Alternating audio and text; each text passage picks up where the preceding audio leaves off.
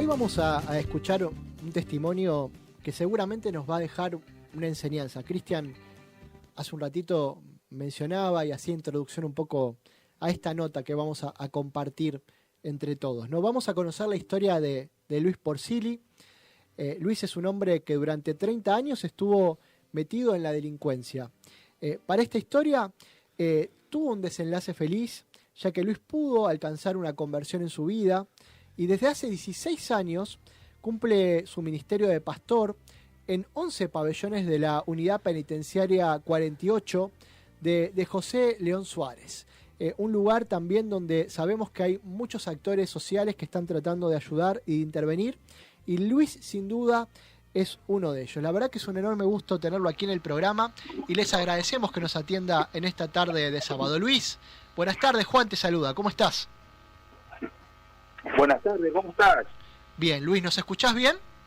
No, estoy circulares, justo un segundito. Sí, te aguardamos, Luis. Justo recién acabo de llegar y bueno, pero es una bendición poder estar compartiendo hoy un poquito mi vida, ¿no? Tu vida que también seguramente va a reflejar también la vida de otros, ¿no? Y seguramente nos va a dejar, como decíamos, una enseñanza, ¿no? Cada historia nos deja una enseñanza y por eso estamos muy contentos de poder dialogar con vos, Luis. Para adentrarnos un poquito en tu historia, me gustaría que nos cuentes quién fue Luis Porcili antes de convertirse por ahí en la persona que hoy está conversando con nosotros. Sí, mirá, yo tengo 61 años, hace 44 años que estoy casado con María Esther, tengo 4 hijos, 12 nietos, y la verdad, como me decías al comienzo, mi pasado no fue fácil, ¿no? Una vida bastante complicada, una adolescencia bastante difícil, ¿no? Vengo de una familia cristiana, mi madre era una mujer de oración, mi padre también, después él tomó la mala decisión de apartarse, ¿no es cierto? Me crié en una familia de clase media, mi padre era ferroviario, y yo recuerdo, ¿no es cierto?, en ese tiempo de que, bueno, se hacían reuniones como células así, ¿no? Porque en ese tiempo ser evangelio era bastante complicado, ¿no? Había cierta persecución, no se abrían las puertas, pero un día mi padre tomó la mala decisión de apartarse y en un momento de locura, ¿no?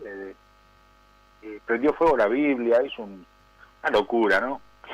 Y bueno, cuando nosotros le damos la espalda a Dios sabemos quién viene, ¿no? Y el que viene a destruir, a matar. Y yo no fui la excepción, ¿no es cierto? Bueno, entró a mi corazón, a mi vida, ira, entró enojo.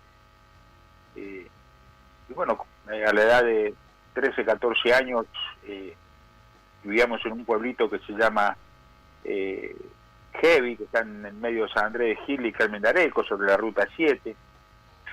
Ahí me crié, ¿no es cierto? Pero después nos vinimos más para acá, para San Miguel. Y comencé, ¿no es cierto?, a relacionarme con personas grandes y a tener una doble vida. De día iba a estudiar y de noche, bueno, salía de andanzas, ¿no? Comencé a fumar, comencé a robar, comencé a hacer cosas bastante complicadas, ¿no? En una época muy dura que era el año 76, donde era época de dictadura militar. Y mi padre ya se había mudado, estaba trabajando en Chacarita, era jefe de personal ahí. Y yo a la edad de 15 años, 16 años para 17, caigo preso, ¿no es cierto? Y mi padre me va a sacar, ¿no es cierto?, pensando de que yo había caído preso por estar en la esquina, por estar ahí con los chicos, ¿no? Y había caído preso por robar una farmacia con armas. Así que él me va a sacar con un teniente coronel del ejército a la comisaría de José Cepaz, y ahí le dije al comisario de quién era yo, y que bueno, que ya andaba haciendo cosas malas, que no era porque estaba en una esquina. Así que sale este hombre y le dice a mi padre de que yo era un delincuente, le cuenta un poco mi historia, ¿no? Y creo que él sintió mucha vergüenza, era un tano hermoso, mi viejo era una persona muy querida. Y recuerdo que yo estaba detenido en la comisaría de San Martín, en la primera, porque me habían trasladado de acá porque había denunciado a premios, me habían dado picana eléctrica y me habían torturado siendo menor de edad, así que bueno. Y mi padre no tiene la peor idea el peor pensamiento, ¿no? De salir de esa reunión y tirarse bajo la vía del tren y matarse. A la edad de 17 años tuve que cargar con esa culpa, ¿no? Y recuerdo de que llevar esa carga, ¿no? A mi padre lo velaban en una habitación en mi casa y yo estaba en la cocina. Recuerdo que estaba esposado hacia atrás y con 2 guardias atrás mío, y mi familia pasaba y me saludaba, me abrazaba, ¿no? Y yo sentía en ese momento que como que me estaban velando, ¿no? Me sentía pero mal, o sea, lo único que quería yo y el pensamiento que venía a mi mente y a mi corazón, y hasta a veces con voz audible, no era quitarme la vida. Así que bueno, así empezó mi vida, ¿no? Volví de vuelta a prisión, pasé unos meses y salí, ¿no es cierto? Pero salí con mucho resentimiento, con mucho odio, no de matar, sino de hacer daño a la sociedad, ¿no? Y bueno, me convertí y tomé la decisión de ser un delincuente. Luis, Sí. sé que bueno, estuviste en la cárcel de Devoto, tuviste un tiempo en la cárcel de Devoto, y ahí fue donde tuviste tu primer encuentro con Dios, ¿no? ¿Te acordás cómo fue por ahí ese encuentro que generó el cambio de vida entre esta historia y entre esta historia que me estás contando, entre esta vida que dejaste atrás y esta vida que empezaba a renacer a partir de este encuentro? Sí, o sea, pasaron los años, ¿no es cierto? Ya a la edad habían pasado unos 25 años, ¿no es cierto? De todo esto, mi madre tiene un sueño, sueña de que yo estoy con una Biblia en la mano, ¿no es cierto? Y le cuenta a mi esposa, después me cuenta ella que decía que estaba loca, ¿no? Muere mi madre, estando yo en prisión, y estaba en Devoto, y recuerdo que había una fila muy grande, ¿no es cierto? Y yo había conocido todo, o sea, había conocido lo que es todo el tema de religión, todo, porque bueno, buscaba una salida para mi vida, ¿no? Y todo lo que me ofrecían me llevaba a lo mismo, ¿no? Nunca había tenido ese encuentro con el ser más precioso, ¿no? Que cambió mi vida. Pero ahí en Devoto yo recuerdo que estaba en una fila y vino un hombre de Dios, un pastor, si era un pastor o qué era, que nos hizo una oración. Y entramos a una capilla, a un lugar, ¿no es cierto?, ahí. Y yo recuerdo que caí de rodillas y comencé a llorar, ¿no? Y a pedirle perdón a Dios. Después de 30 años pude experimentar la paz de Cristo, ¿no? O sea, la paz en mi corazón. Y en ese momento, ¿no es cierto?, mi vida cambió. Hubo un vuelco de 180 grados, ¿no? Buenas tardes, Luis. Cristian te saluda. Hola, Cristian, ¿cómo estás? Muy bien. Te escuchaba hablar, Luis, contar un poco de tu historia, y escuchamos justamente que tuviste la desgracia de sufrir el suicidio de tu papá cuando estuviste detenido por primera vez. Muchos años después volviste a estar preso y te tocó perder físicamente a tu mamá. Y pensaba poner un poco en relación a tu tarea de hoy más actual en el penal, si el hecho de haber tenido estas experiencias te hace más sensible para acompañar a los que están presos cuando sufren una pérdida de algún familiar o un ser querido. Mirá, yo hoy trabajo mucho, ¿no es cierto?, con los chicos ahí adentro, y trabajo mucho el tema del perdón, ¿viste? Porque entendí que Santo, Señor, que el perdón es sanador, es restaurador. Siempre tenemos nosotros algo en nuestro corazón a quien perdonar, ¿no? Bueno, yo tuve que perdonar cuando vine a Cristo, cuando tuve este encuentro con el Espíritu Santo, a mi padre, ¿no? Porque después entendí y me hizo entender el Señor de que las decisiones son personales.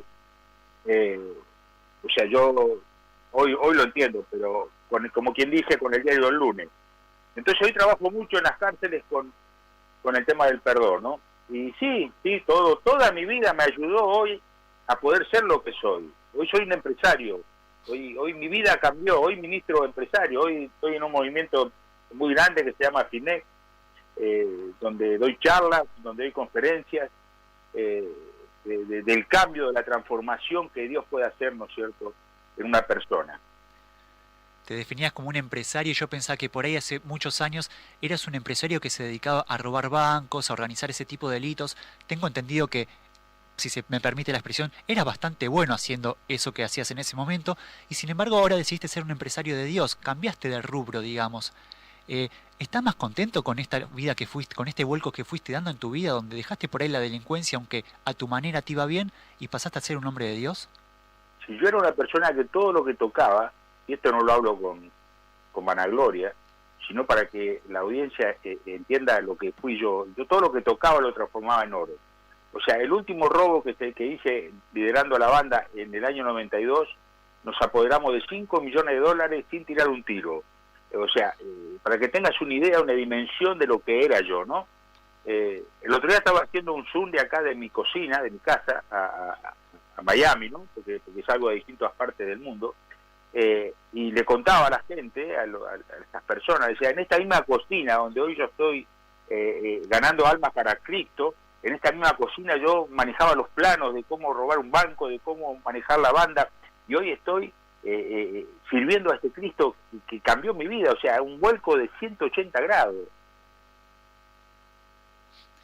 Sí, y contanos si querés cómo es hoy en día puntualmente tu actividad en la unidad penal número 48 de José León Suárez, cómo son las actividades. Tengo entendido que estás en un momento muy particular, no vos sino la sociedad, por una cuestión de pandemia, que a lo mejor no se puede ir a visitar. Pero si querés contanos cómo se trabajan y cómo se organizan, cómo haces vos tu trabajo con respecto a los que están detenidos. Sí, mirá, yo cuando hace 10 años atrás, 12 años atrás, yo estaba en una iglesia, estaba sirviendo ahí, bueno, tranquilo, visitando hospitales, por ahí visitando. Lo que menos quería era ir a una cárcel, ¿no? O sea, no te creas que yo quería, estaba ansioso por ir a una cárcel.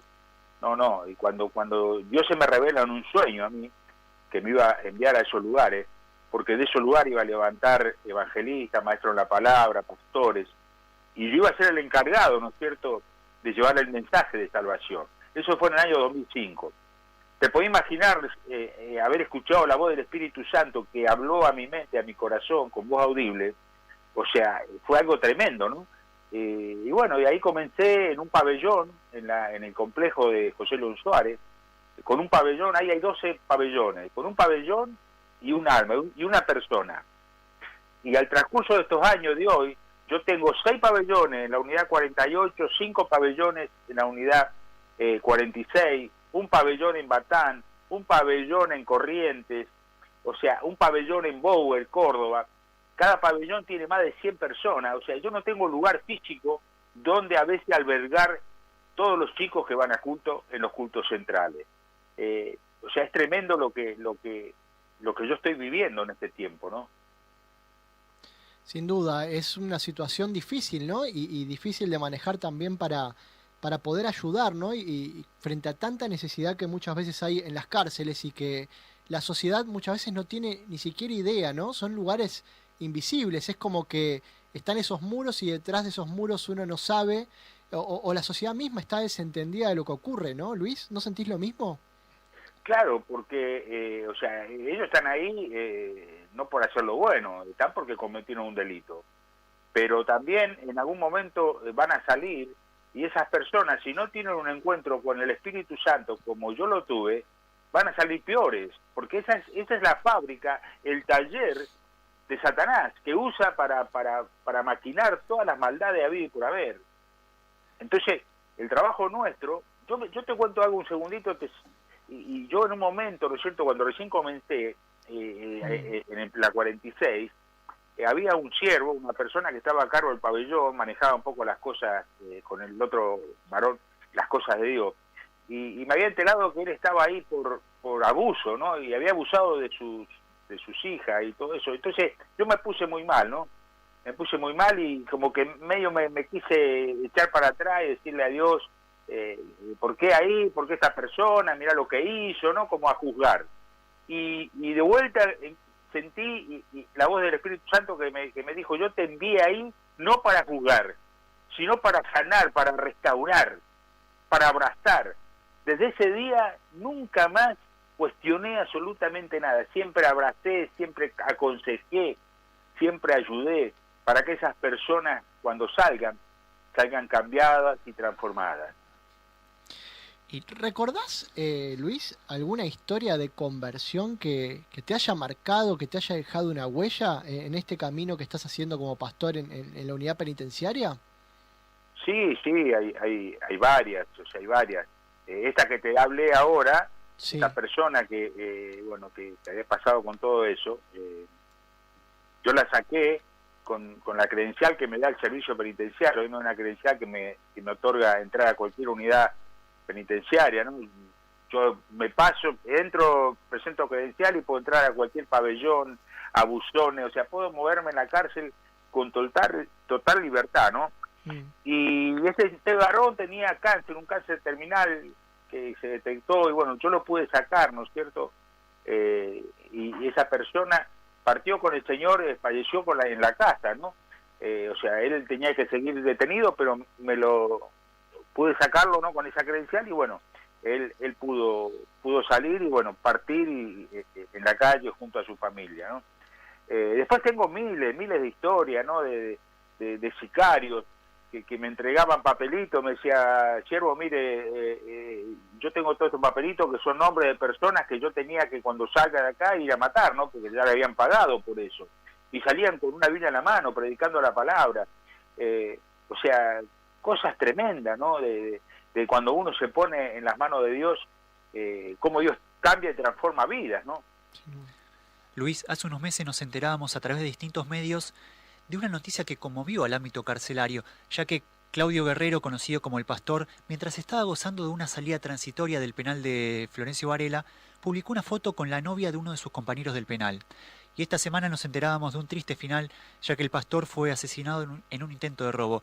Y a raíz de esto de que nos venías contando, pensaba desde mi punto de vista, más allá de la fe, se necesita un acompañamiento psicológico y social para evitar la reincidencia de las personas que recuperan su libertad.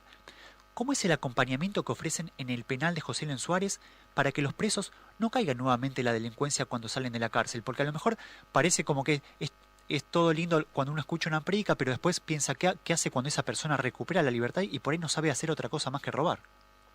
Claro, bueno, eso de pastor, de este varón, yo no sé hasta qué punto, ¿no?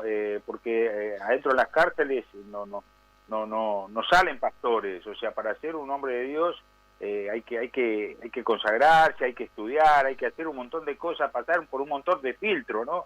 Este varón, por lo que tengo entendido, vivía del evangelio adentro, o sea, apretaba a los internos, o sea, nunca tuvo una conversión, nunca tuvo una transformación, o sea, sí, decía que era pastor él, pero como hay muchos que andan pululando por ahí, dice que son pastores, pero hacen lo contrario, ¿no? Y respecto a lo que me preguntás, yo te digo que lo que yo tuve muchas reuniones con el otro gobierno, con el ministro, cuando vino a la unidad, y le expliqué, ¿no? Le expliqué el tema que lo que estábamos trabajando nosotros. Yo doné maquinarias ahí a la unidad 48 para la carpintería.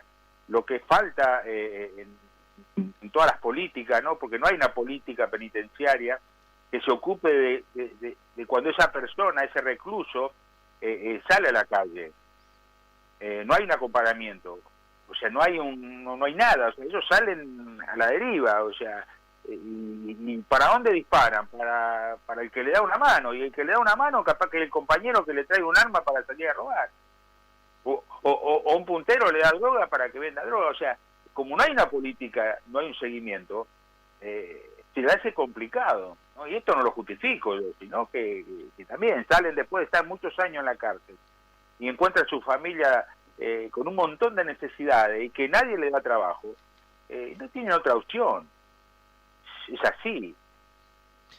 En medio de tanto sufrimiento, Luis, alguna vez vos recién mencionabas, lo contabas, que llegaste a pensar en el suicidio, ¿no?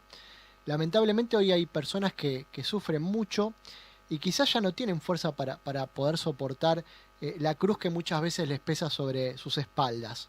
Por eso quería pedirte, si por ahí desde tu historia, desde tu propia experiencia, ¿te animas a dejarles unas palabras a esas personas que no encuentran la salida y que tal vez en el silencio en algún momento pensaron en tomar la decisión de quitarse la vida?